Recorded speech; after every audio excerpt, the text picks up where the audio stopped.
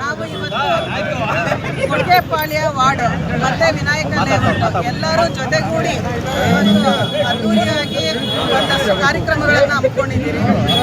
ಅದರಲ್ಲಿ ಮೇಯ್ನ್ ಆಗಿ ಇವತ್ತು ಒಂದು 8:30 ಹೀಗೆ ಕೇಕ್ ಕಟ್ಟಿಂಗ್ ಕಾರ್ಯಕ್ರಮ, ಮತ್ತೆ ಬೆಟ್ಟದ ಗಣಪತಿ ದೇವಸ್ಥಾನದಲ್ಲಿ ಒಂದು ಪೂಜೆ, ಹನುಮಗಿರಿ ದೇವಸ್ಥಾನದಲ್ಲಿ ಒಂದು ಪೂಜೆ ಏರ್ಪಾಡು ಮಾಡಿದ್ದೀರಿ.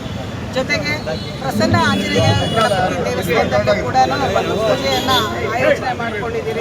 ಎಲ್ಲ ಕೊಟ್ಟಿಗೆಪಾಳ್ಯ ವಾರ್ಡ್ ಎಲ್ಲ ನನ್ನ ಸ್ನೇಹಿತರು ಮತ್ತು ಎಲ್ಲ ವಾರ್ಡ್ ಮುಖಂಡರು, ಅಧ್ಯಕ್ಷರು ಎಲ್ಲರೂ ಒಟ್ಟಿಗೆ ಸೇರಿ ನಾವು ಒಗ್ಗೂಡಿ ಈ ಸಂಭ್ರಮಾಚರಣೆಯನ್ನು ಆಚರಿಸ್ತಾ ಇದ್ದೀರಿ. ಮುನ್ರತ್ನಣ್ಣ ಅವರಿಗೆ ದೇವರು ಆರೋಗ್ಯ, ಆಯಸ್ಸು, ಐಶ್ವರ್ಯ ಸಕಲವನ್ನು ಕೊಟ್ಟು ಕಾಪಾಡಲಿ ಅಂತ ಭಗವಂತನಲ್ಲಿ ಇವತ್ತು ಬೇಡ್ಕೊಳ್ತಾ ಇದ್ದೀವಿ ನಾವು. ಮೇಡಮ್, ಈಗ RR ನಗರ ವಿಧಾನಸಭಾ ಕ್ಷೇತ್ರ ಸಾಕಷ್ಟು ಅಭಿವೃದ್ಧಿ ಅಂತ ಮಾಡಿದ್ದಾರೆ, ಏನು ಹೇಳ್ತೀರಾ ಅದ್ರ ಬಗ್ಗೆ? ಅಭಿವೃದ್ಧಿ ಏನಕ್ಕೆ ಕೂತಿದೆ ಎಲ್ಲರಿಗೂ ಗೊತ್ತಿದೆ. ಹಾಗಾಗಿ ಅದರ ಬಗ್ಗೆ ನಾವು ಈಗ ಹೆಚ್ಚಿಗೆ ಚರ್ಚೆ ಮಾಡೋಕ್ಕಾಗಲ್ಲ.